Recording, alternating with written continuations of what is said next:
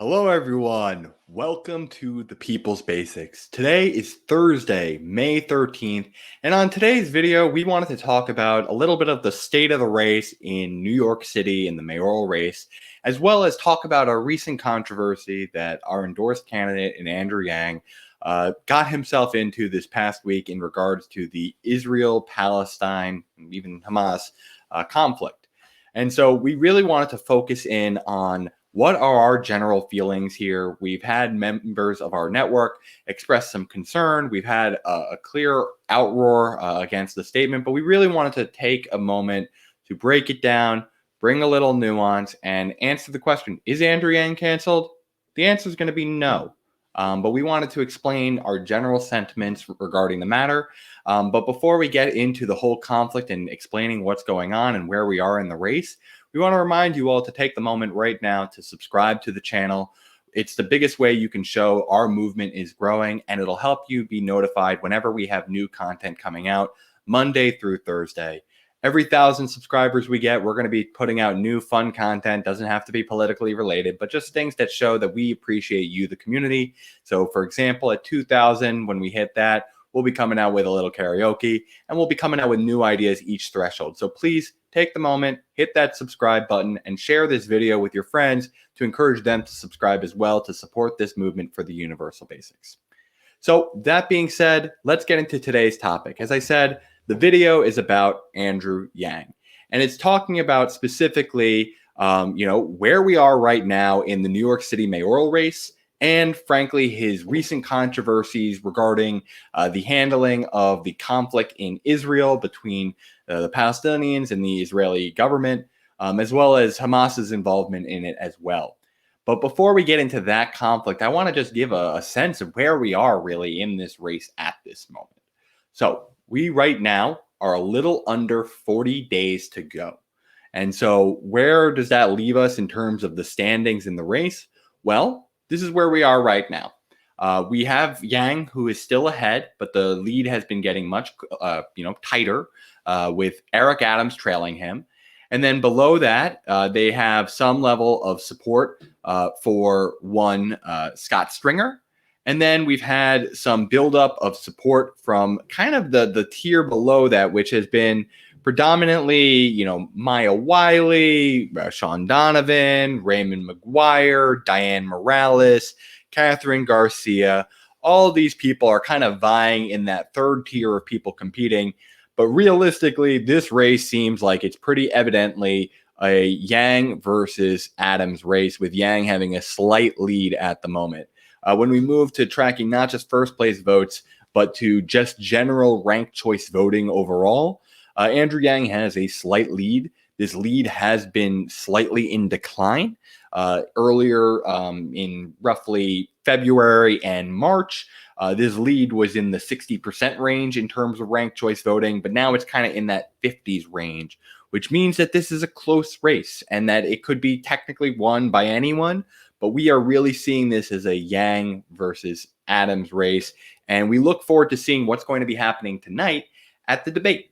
There's going to be our first mayoral debate tonight.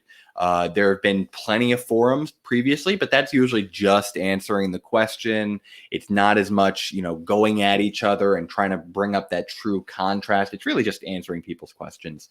And, it won't feature all the candidates in the race, unfortunately, because of the rules that New York City has set for qualifying for the debates based off of certain financial fundraising thresholds. So that'll keep off candidates like Paperboy Prince, Art Chang, Jocelyn Taylor, Aaron Foldenauer, a variety of candidates who are on the ballot, but who are not qualified for the debates because they did not raise enough funds from that. And so we are a little bit disappointed by that. Our organization, as we've previously stated, has endorsed Paperboy Prince for the 4th slot on our ballots. And so we would love to see him get included in the debate process and for us to not have such a classist format. But that is what's going to happen. We are going to have this debate tonight between the 8 main candidates, and we look forward to seeing what the contrasts are. So we encourage you all, if you are watching this before the debates are going to be taking place today on May 13th at 7 p.m. Eastern Time. Please go check those out. So now let's start talking about what is this controversy that has been erupting online primarily. regarding Andrew Yang. And I'll admit, I'm certainly one of the people who was slightly frustrated by what Andrew Yang had said. And so let's show off what the tweet he basically put out. This is the thing people are getting frustrated by. Andrew says, quote, "I'm standing with the people of Israel who are coming under bombardment attacks and condemn the Hamas terrorists. The people of New York City will always stand with our brothers and sisters in Israel who face down terrorism and persevere." So let's bring some context to what was happening here, where we have some slight reservations around this statement, some of the other statements that came out regarding how this was handled in Israel, as well as some of the follow-ups that came from Andrew Yang and some of the follow-ups that were reactions to Andrew Yang to conclude. So let's talk about this conflict just a little bit. So, since the beginning of the Muslim holy month of Ramadan in mid-April, Palestinians have been facing off pretty much nightly with Israeli police in the eastern Jerusalem, and they put up barriers to stop like evening gatherings at the walled old cities of Damascus Gate. Palestinians saw the barriers as a restriction on their freedom to assemble, and police said they were there to just maintain order.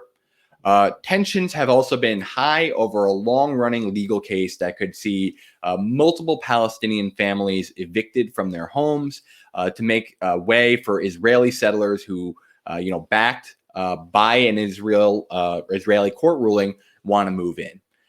So this has led to violence quickly spreading to the old city compound, which contains Al-Aqsa. I apologize if I mispronounced that. Al-Aqsa Mosque, which is the third holiest shrine in Islam and the most sensitive site in the Israeli-Palestinian conflict. Hundreds of Palestinians have been injured in fighting with police in the compound and around, the old city in just recent days.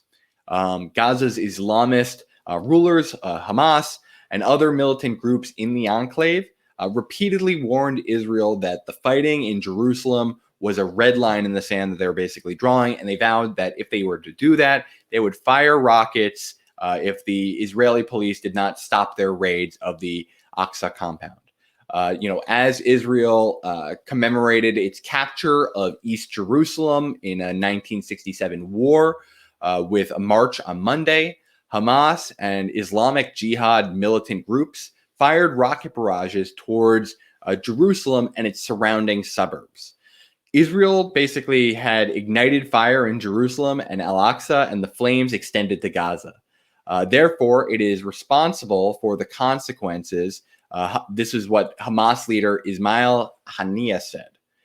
Basically, within hours after this had happened, Israeli warplanes began to bomb militant targets in Gaza, with the military basically saying that civilian casualties could not be ruled out in the densely populated coastal territory, and that they claimed that Hamas was using civilians as basically shields. So they basically then said that violence also was breaking out in the there's been this violence breakout in the mixed Arab and Jewish cities all across Israel. Like, Israel is not like 100% Jewish.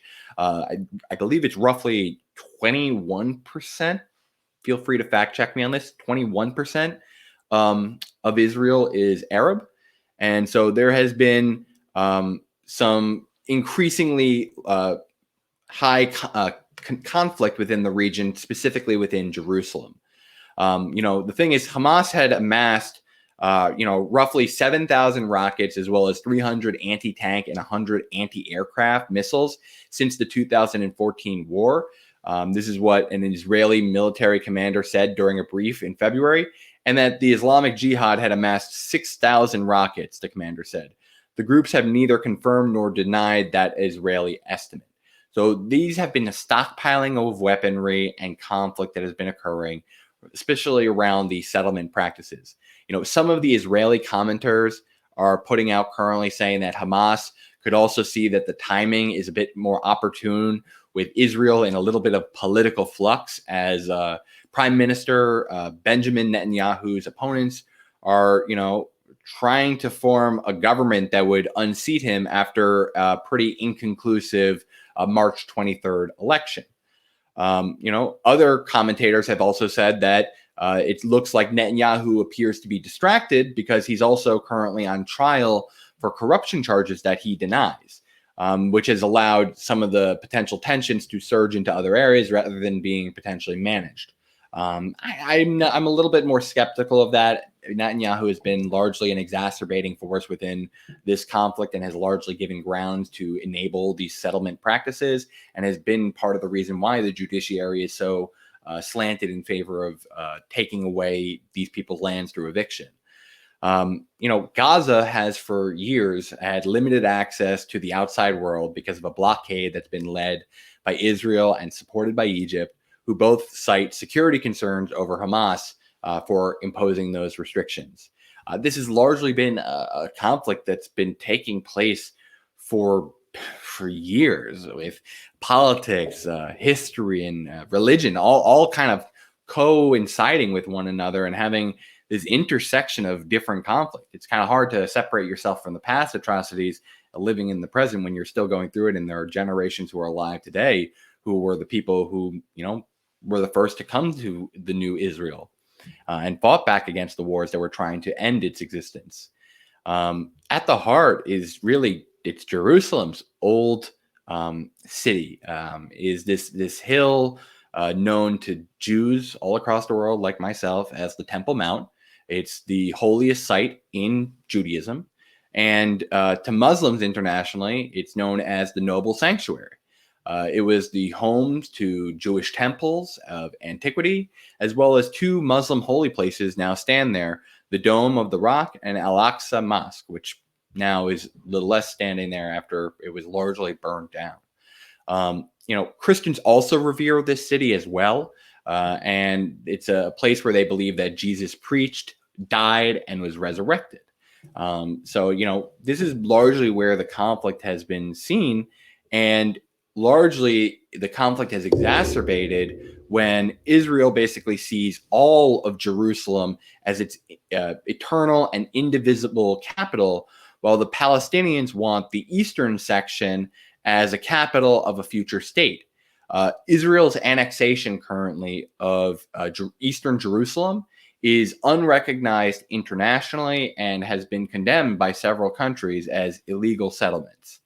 And so this has been largely what the conflict has been. And so to speak to why I and some other members of our team had some conflict with what Andrew Yang had said, to remind you, I will put the quote of what he had said on screen again. The big problem that we had with this is that it is very much a one-sided proclamation. It is a pure loyalty statement to one area, and it does nothing with any of his previous commentary to acknowledge what is being done to Palestinians by the Israeli government. And so we think it's not as much what Yang said here.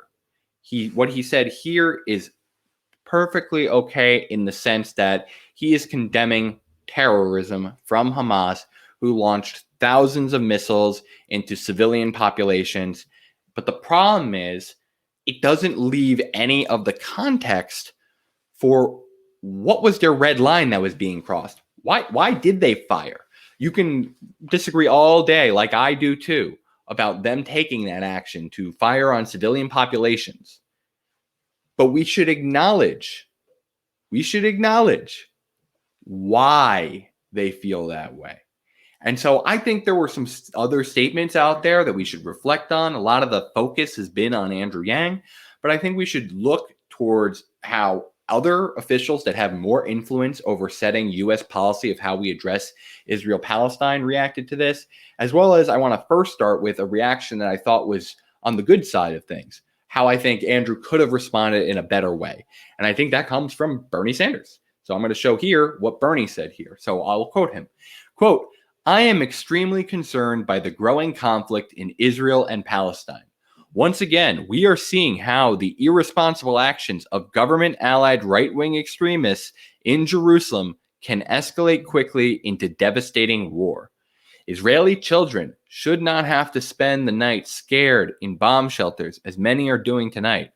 Palestinian children should not have to grow up under the constant violence and oppression of occupation, as so many do and have done. The United States must call for an immediate ceasefire and an end to the provocative and illegal settlement activity. And we must also recommit to working with Israelis and Palestinians to finally end this conflict. So, the reason why I thought this was a particularly effective statement by Bernie Sanders is that it acknowledges the suffering on both sides of this conflict. It is a problem when we take this absolutist approach to seeing all of one side is bad and all of the other side is good. That's just not how a lot of life works. You know, the Israeli people do not deserve to have to live in fear from bombings, that they are not participating in any of these wars. They don't. They don't deserve to live in that fear. Palestinians, likewise, don't deserve to have their lands taken from them illegally by basically what is growing into more and more of an apartheid state that is basically invalidating their right to exist within territory that is currently their own, and Israel continues to expand its own borders. We need to be able to acknowledge both sides. Israel has a right to exist. Palestine has a right to exist. There's definitely going to be debate on how that is structured. You definitely have more of a call from the international community for a two-state solution. We are having a little bit more of that support for a two-state solution from the Israeli general population. And then when you have the Palestinians polled, they're going more for a one-state solution. What we can't have is that we can't be having people who say that a Palestinian state doesn't deserve to exist, or we also cannot be having people who say an Israeli state does not deserve to exist. I am personally pro two-state solution, and I think the people who want to wipe Israel off the face of the planet are just as bad as the people who are, committing these settlement practices that are taking away people's lands. And so I want to, show off some moments where we had statements by, other officials reacting to how this took place. So let's take first the leader of the Democratic Party in the House, Nancy Pelosi. Here was her statement on the Hamas rocket attacks. She says, quote, "I condemn the escalating and indiscriminate rocket attacks by Hamas against Israel. Israel has the right to defend herself against this assault, which is designed to sow terror and undermine prospects for peace. Every civilian death is a tragedy that we mourn. Hamas's accelerating violence only risks killing more civilians, including innocent Palestinians. The recent inflammatory provocations, including by extremist forces in Jerusalem, have exacerbated the situation, and restraint must be shown by all to de-escalate the crisis. Let us all pray that the situation will be resolved immediately and peacefully." So, seems largely like a statement similar to what Yang said, in that it was standing with Israel, it was condemning violence in general, and that it was specifically condemning Hamas's actions of terrorism. Let's show another one. Let's show, actually, this time a video clip. This is the White House's official response regarding the current conflict. The president has been briefed daily on developments in Jerusalem and Gaza. He just received another update before I came out here from the National Security Advisor. Since last week, he has directed his team to engage intensively with senior Israeli and Palestinian officials, as well as leaders throughout the Middle East. His team is communicating a clear and consistent message in support of de-escalation, and that is our primary focus. The president's support for Israel's security, for its legitimate right to defend itself, and its people is fundamental and will never waver. We condemn ongoing rocket attacks by Hamas and other terrorist groups, including against Jerusalem. We also stand against extremism that has inflicted violence on both communities. Jerusalem, a city of such importance to people of faith around the world, must be a place of coexistence. It is up to the officials, residents, and leaders to restore the city to a place of calm. The president and his team will continue to pursue the conditions for diplomacy, dialogue, and de-escalation, and protection of civilians, even as we work together with our friends to deter acts of violence and terrorism. We will also continue to support a two-state solution to the Israeli-Palestinian conflict. That is the only way to ensure the just and lasting peace that two peoples have struggled to achieve. We believe Palestinians and Israelis deserve equal measures of freedom, security, dignity, and prosperity, and U.S. officials in recent weeks have spoken candidly with Israeli officials about how evictions of Palestinian families who have lived for years, sometimes decades, in their homes, and of demolitions of these homes work against our common interests in achieving a solution to the conflict. In the coming days, as Muslims gather with family and friends to celebrate Eid, and Jews join together to mark the beginning of Shabbat, let us affirm that all people of faith deserve to enjoy these important celebrations without fear of violence and work toward peace and calm for all. Okay, so that was the Biden's statement. And basically, I think this was frankly better than how Andrew Yang addressed it and better than how Nancy Pelosi. It's kind of a little bit more in line with Bernie's. It's a little bit weaker in that it doesn't do a full-on call out of the right-wing administration of Israel. It's being a little bit more diplomatic. I kind of understand why they do that. But I think in general, they strike the right tone that they're looking to condemn that there is this violence occurring. They condemn the settlement practices that are taking place, and that they are trying to express solidarity and justly equal respect for both parties involved if they want to actually have peace be able to prosper. And so, let's talk about a little bit of the fallout. We had Yang take a lot of heat for his statement. And so after 2 days, he decided to come back out and address the feedback that he had received, because he had been getting people coming to him in person for some of his events and demanding answers from him. And so he felt the need to clarify. So he put out the following tweet. This is what it started with. And let's now zoom into the full statement. So the full statement, and I'm going to just read it here for you all because it's a little bit hard for people to potentially be able to read, is: I spoke to a group of volunteers for the campaign yesterday, some of whom have been with me for years. Many of them were upset with my recent tweet expressing solidarity with the people of Israel in conjunction with the violence in the region this week that has claimed the lives of innocent and children on both sides. They expressed to me that they follow and support me for a number of reasons. One is that I am a clear-headed person who follows facts. The other is that I am a human being who stands for universal values of fellowship and goodwill. They felt that my tweet was oversimplistic in my treatment of a conflict that has a long and complex history full of tragedies. They felt it failed to acknowledge the pain and suffering on both sides. They were, of course, correct. I mourn for every Palestinian life taken before its time, as I do for every Israeli.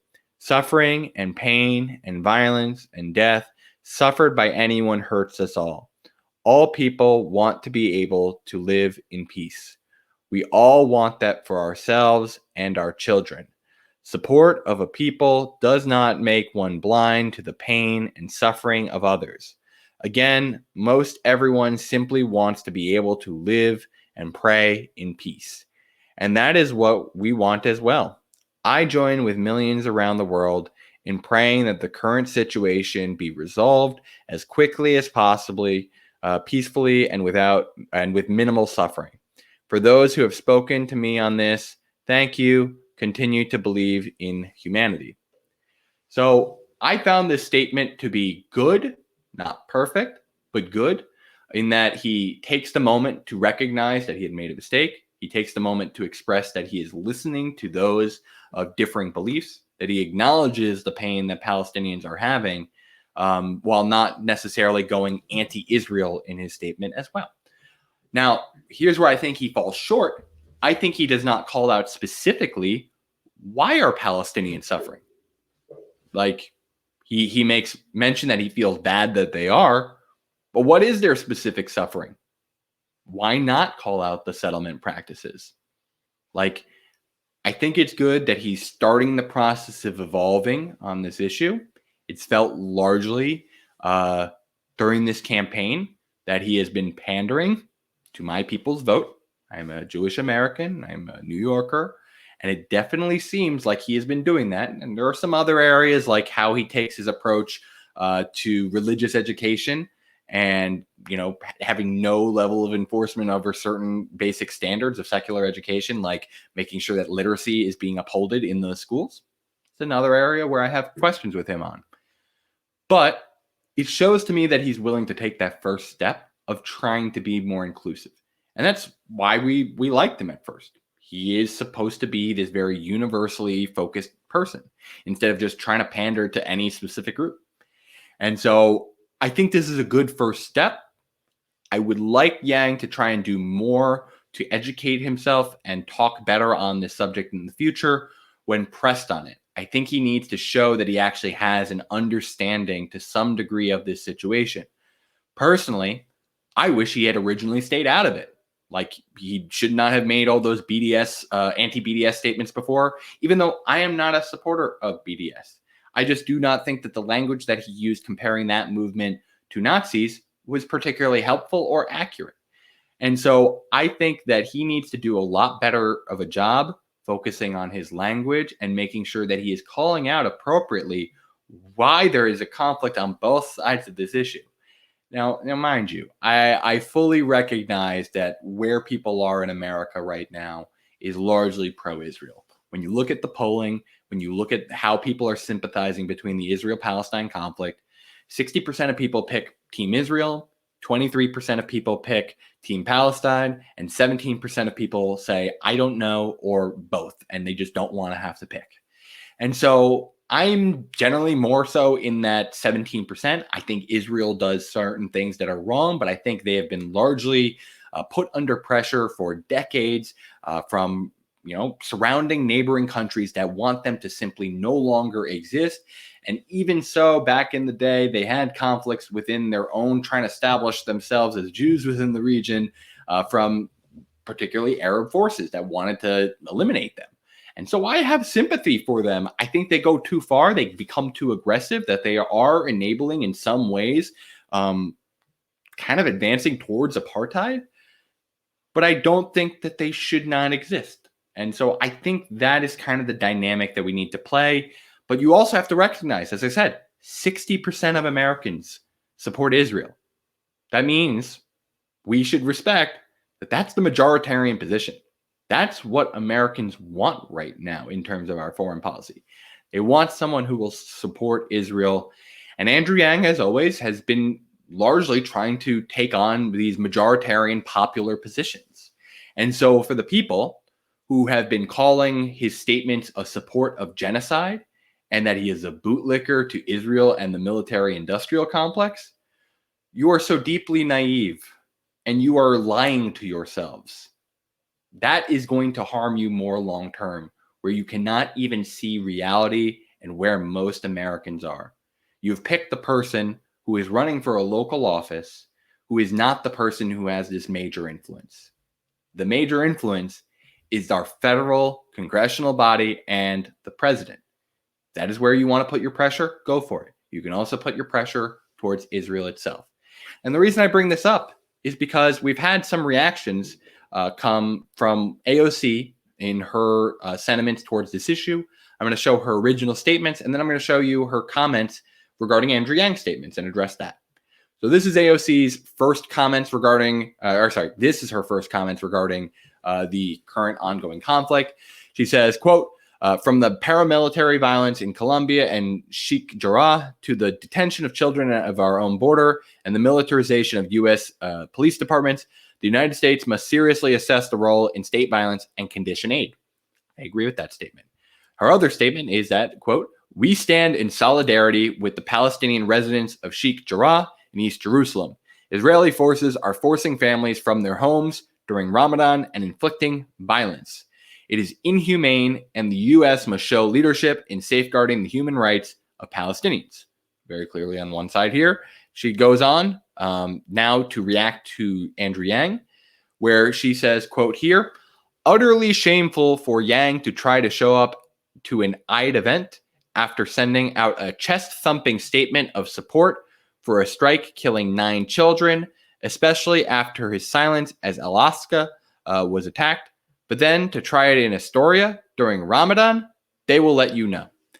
And so I want to remind everyone, what was the Andrew Yang statement? I'm standing with the people of Israel who are coming under bombardment attacks and condemn the Hamas terrorists. The people of New York City will stand with our brothers and sisters in Israel who face down terrorism and persevere. Does that sound like a chest-thumping statement of support of bombing children and civilians of Palestine? No. No, it is not. AOC, like she does very frequently, unfortunately, performatively lies. It's the fact of the matter. You can have that same sentiment of feeling, of being disappointed in Andrew Yang. I very clearly expressed that here. But you are lying about what he said and what he believes.